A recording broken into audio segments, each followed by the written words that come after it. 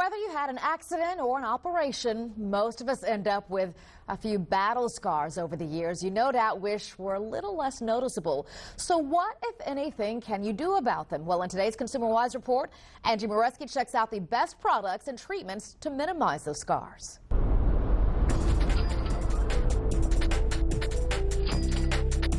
You have to make sure you put it back together so this is a straight line across the lip. Today, you can barely tell where plastic surgeon Dr. Ed Farrior stitched up Wesley after a terrible accident several years ago. It was bad because I had really just come to the conclusion that I was going to be scarred for life, like horribly. The biggest factor in what your scar will look like is how your wound is repaired. If you just put something on the surface of the skin, it's going to cave in. So you're going to get an indentation in the scar because you didn't bring the deeper tissue together. Taking care of your wound properly while it's healing is vital with a gentle cleanser like Cetaphil, and then keeping it moist with an antibiotic ointment or an old-time favorite like Vaseline. You just peel them like a Band-Aid and put them on. Silicone patches are one of the best products to use after your wound heals. The pressure inhibits the ingrowth of fibroblast, which are the cells that create scars. Frequent massage also helps. When you're watching TV, when you're doing something that's just,